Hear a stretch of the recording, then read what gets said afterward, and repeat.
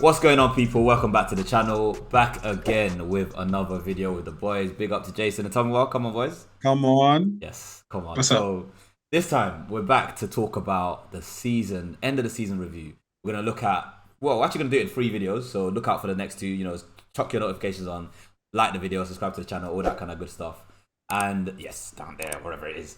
But today we're gonna look at the season as an overall. What achievements that we made this season, what were our favorite or most surprising parts of the season, whether the achievements we did, this season, does that make Ten Hag a good manager in his first, was that a good result from him from his first season? I might think it was rubbish, Tam might think it was excellent, who knows? So let's get into it without any further ado. But before we start, actually, I'm going to give you the context. I'm going to give you the context straight from the jump. Obviously, as you all know, we won the Carabao Cup. Some might call it a Mickey Mouse Cup, but at least we won a trophy. I don't know what trophy Arsenal won this season, but I'm going to that. Let's not go into we finished third, obviously, 17 clean sheets. Shout out David De Gea, come on, boys. And we got into the FA Cup final, couldn't win it. Europa League quarterfinals against Sevilla, messed that up as well. That's a whole different conversation. But anyway. Let's get into it. Tom, do you want to go first? And what's your thoughts? Good season, bad season, Ten Hag? How do we do? Yeah, honestly, I thought it was a great season. I should say great, very good. That's what Eric Ten Hag says. There we go. He said we could have made it great, but it was just a very good season. I absolutely agree. Going into this season, we thought that we would have to change everything. Like the vast majority of the squad. Ralph Ragnick said very clearly this team needs to be completely chopped and changed. I said open heart surgery, bro. Open heart surgery, bro. Open heart surgery, resurrect it back to life, fam. Like redo the whole thing, fam. So we thought that a lot of these guys that Eric Ten Hag has essentially brought to life, like we thought they were dead on arrival. Yeah. So honestly, I think our expectations, based on our expectations. It's been definitely a successful season. Okay. And I'm very happy that not only is the style of football improved in terms of we've seen from the very first preseason game, the way that players seem to be know what they want to do when they get the ball. Yeah. They're not having to look up and freestyle like I've had to do under previous managers. Certain managers. Yeah, we've had some heavy beatings, no doubt about it. And there's things that can still be improved, but the message has always been the same, which is we'll try to win every game. We're not satisfied where we're at right now. Good is not good enough. And come back. Good is not good enough. Yeah. That's it. So I'm honestly like this is pretty much all you can ask for, I think. First season under Ten Hag. Some teams, they're still rebuilding, and I don't know, they've been rebuilding for 4 years, 4 years. so, not to add anyone. But actually, like you're saying, Tom, right? From where we started last season, we've advanced a lot. But let me once again, before you go, Jason, let me just read our stats from the Premier League last season, right? So obviously, same 38 game season. Last season we only won 16 games. This season we won 23 games under Ten Hag. Last season we drew 10 games. This season we only drew 6.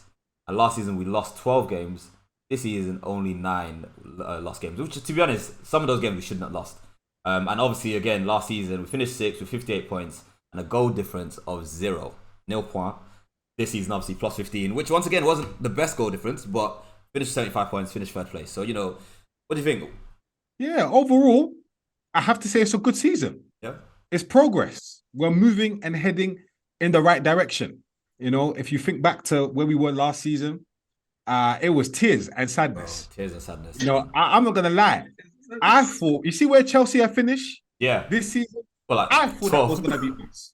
Yeah, that's what I was anticipating. Like relegation scrap, bottom half of the table. Yeah, wait. You mean this season? You thought this season was gonna end like that for us? Yeah, absolutely. I didn't trust these players. I didn't trust these men. Wow. You understand? Yeah, so I fully agreed with what Ragnick was saying with the open heart surgery, right? But nevertheless, Ten Hag comes along and he's done phenomenal. No one expected us to make it into the top 4. No one expected us to win a trophy. And if you had offered these things to us at the beginning of the season, you would have taken it. 100% you would have taken it. So I think he's done the best that he could do with the resources that he had at his disposal. You understand? You know, even things like the January transfer window when he wanted the likes of Gakpo and Gakpo wanted to come. Gakpo wanted to move.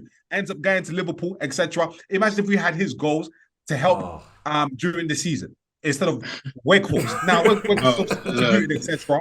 But you know, we struggled. You see what I'm saying? So he did the most. Bro, hold on. Weghorst won us the Carabao Cup final, bro. I don't know about one. He contributed. You know, he didn't lose it for us, I guess. He can take some accolades. He can take some flowers. He can take some flowers. He contributed, but obviously he's not good enough for United. Of course. Overall, as I said, it's a season of progression. As you know, as Louis van Gaal mentioned back in the day, it's a process. It takes time, and if you compare what the likes of Pep and Klopp were doing in their first season, again, it will illustrate what we're heading in the right direction, especially with winning the Carabao Cup. You mentioned earlier on about other fans saying that the Carabao Cup is a Mickey Mouse Cup. That's rubbish. That's absolute nonsense. A trophy is a trophy. And if it's a Mickey Mouse Cup, why do you win it? Good enough to win it? There you go. You understand? There you go. So get out of it with that rubbish. You understand? We're winners, and it also helps the mentality of the players that we're here to win things. And that's one thing I really praise Ten Hag for changing the culture and the mentality of the club. We're 100% there yet, because things like Liverpool 7-0 should never have happened in the first place. But obviously, as I said, things take time. So overall, long-winded answer, but overall, a good season and a season of progress. Oh, that's fair. Tom, I think you're going to say something, right? Yeah, no, just I was absolutely going to mention that as well. That if you compare our kind of like first season, like compared to other, like there's pretty much no one else that has done kind of what he's done. Like truthfully, and also and what Jason said is right. Like coming to this season, we had zero hopes. We forget that we lost Pogba. Bro. So many. There's other players like Bailly that actually were quite good last year. Cavani. Cavani, Ronaldo. It was always, doing shakara, but yeah, stuff. But yeah, like if people forget that coming to the season, it was looking really peak, and and also I want to highlight that it's different. It feels different to when Oli finished second, or when Jose got his fake treble. It feels different. That's what we're happy about. No, and that's facts actually about feeling different, because you're right. Like, and I think it goes back to what Jason said, right? About you can, or maybe it was you that said actually, you can see like actual progress on the pitch. You can see the players have a plan and tactics. It passes the eye test. Exactly, 100%. I was going to ask as well, because you mentioned it, right, Jay, right, about the 7-0, right? And there was obviously the 6-3 against City. Obviously, he learned from that, and then we beat them at home. Was it at home? Yeah, we beat them at home 2-1, right? Yeah.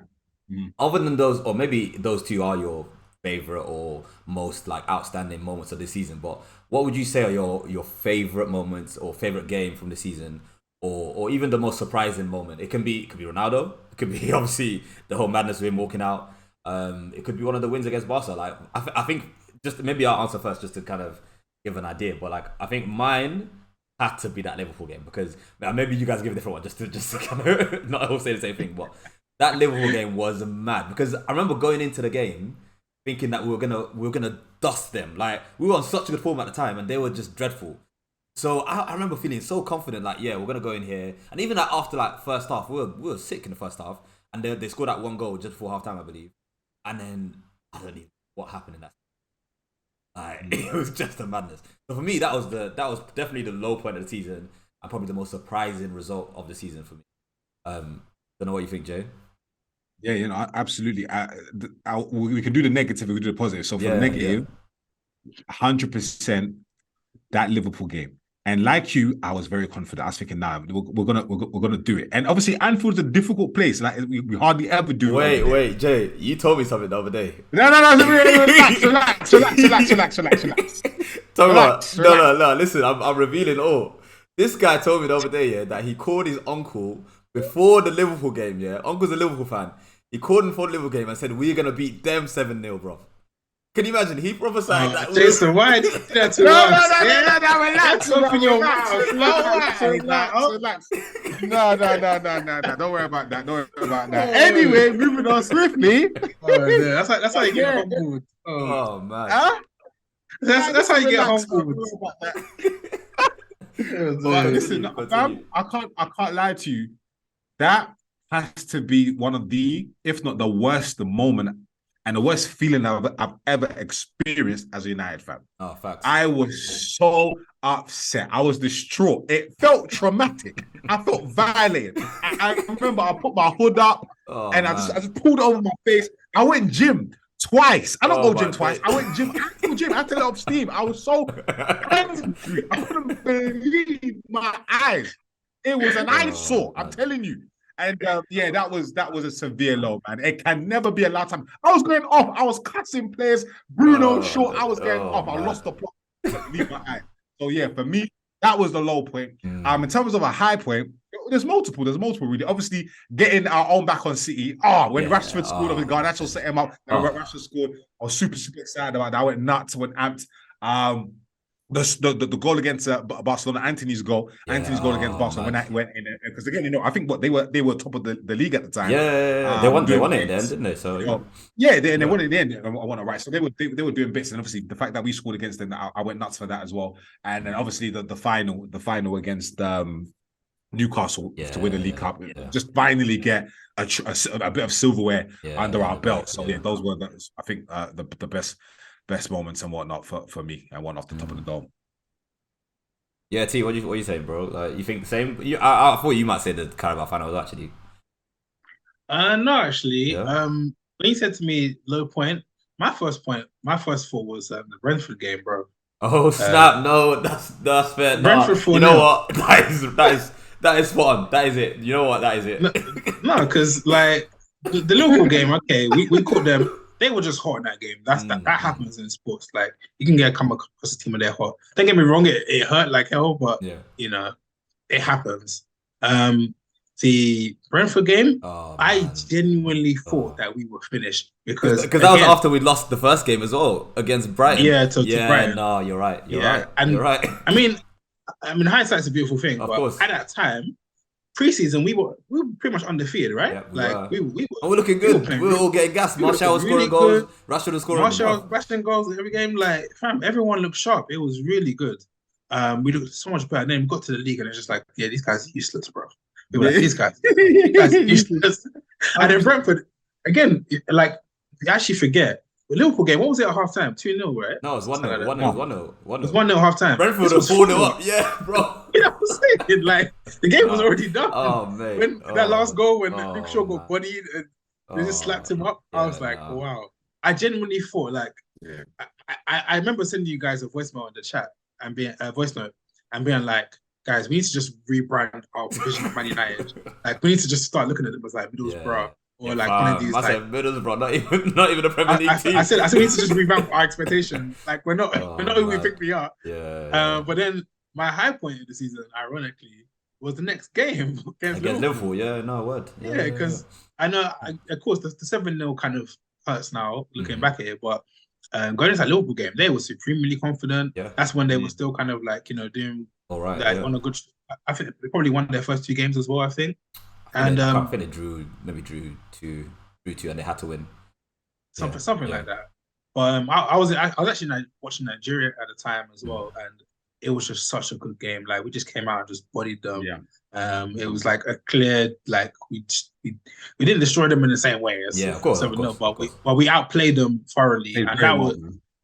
And that was really the first of many bounce back kind of victories that we kind of now expect under Erik ten Hag. So. That felt bounce back FC. That's what we became, to be fair. And that Brentford game was a blessing in disguise, to be honest, because obviously everything changed after that. Yep. Ten Hag running with the players, etc. And obviously seeing okay, who needs to get dropped immediately? That's when Shaw went to the bench. Yeah, Maguire went to the bench. Ronaldo, and then went from there. Do you see what I'm saying? So absolutely, it was a blessing in disguise. Yeah, no, on that point actually, when it comes to. I'll probably mention it again when we talk about players, right? Most improved players. But you just mentioned Shaw, right? In that game, I thought Shaw was never going to come back, bro. Like, I thought it was done. But then obviously, man like Maguire... When he got bodied in that last goal. Bro, I thought that was it. I thought it was done. But then he came back, so big up to him. Like I said, we'll talk about that in the next videos. But before we finish, let's just finish off, right? You've mentioned Ten Hag there, running with the players, Jay, yeah? What is our rating for Ten Hag in his first season as United manager? Unreal points per game. I think, probably one of the best win ratios for United manager in his first season. Wins the trophy and secures Champions League football. He's the first manager since Fergie to do that, which is mad because you think, like surely Ole or not Ole, what's his name? Mourinho would have done it. But yeah, all the other managers either won a trophy or secured Champions League football. Obviously, man like Moyes didn't even win a trophy.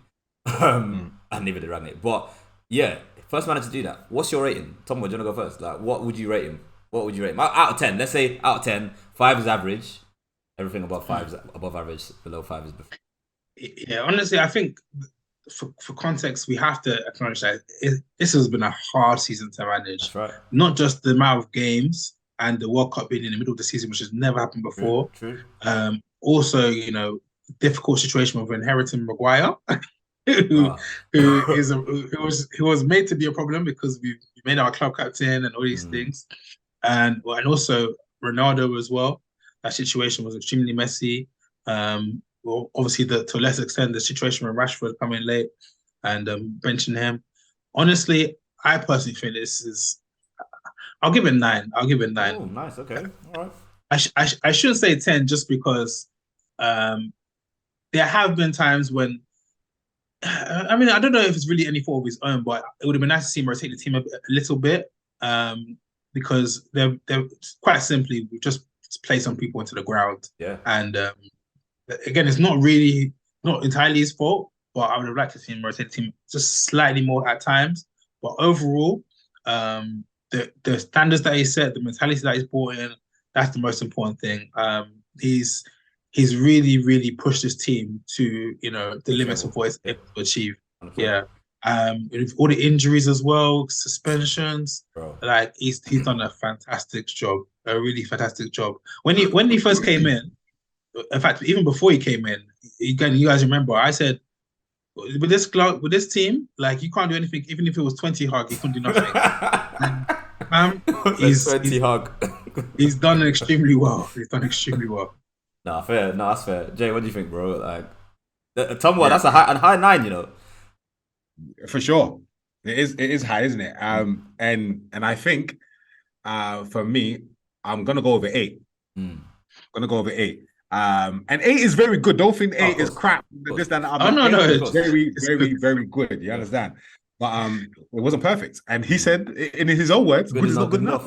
That's it. You understand? So I mean, I think, with some of the, I'll speak on the negatives more so and whatnot, right, as to why it came down by 2, right, instead of like the 10. But the rotation thing is I think was very, very, very key. Some of the substitutions, you'll think back at certain games where you're like, why did you bring this person on, or why did you not bring this person on, etc. Certain people being played out of position. Sometimes, Bruno on the right, etc. Sometimes it worked, sometimes it didn't work, and whatnot. For me, not putting like the likes of Sancho on the right earlier, because obviously we could see this guy was getting goals and assists from the right.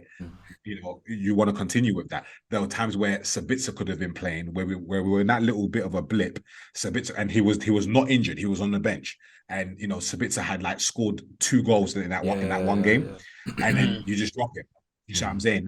I think he was injured. I think Sabitzer was injured the next game actually after that, but still, yeah. Yeah, there was definitely a game where he was available, and I was like, why are you not playing? Because he was on the bench. He was left on the bench. Things like even given the likes of Zidane. Obviously, he knows what he's seen in training, etc. Yeah, I appreciate that. Pellistri, Zidane Iqbal, Pellistri. Just things like that. I would critique that, and also his signings haven't been perfect. His signings have been very, very good. If I was to rate his signings overall, I'd give it a 7.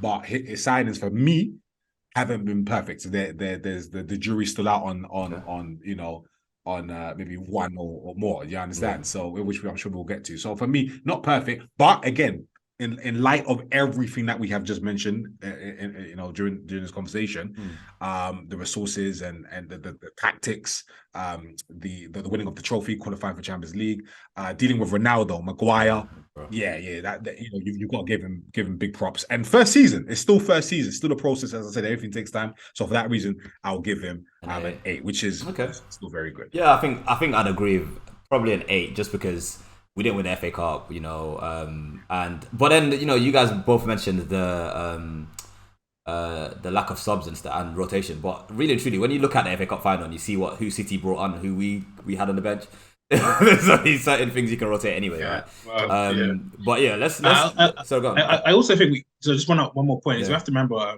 player development as well was big, huge. He's brought us to massive.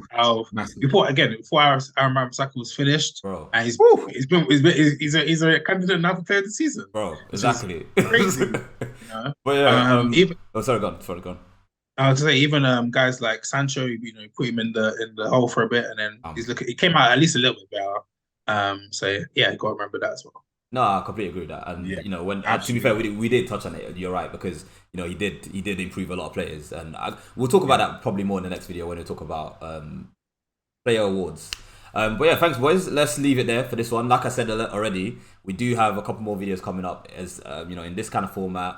End of season review, basically. We've done Ten Hag now and the season as a whole. Next, we're going to talk about the transfers. Jason already mentioned his transfers aren't the best.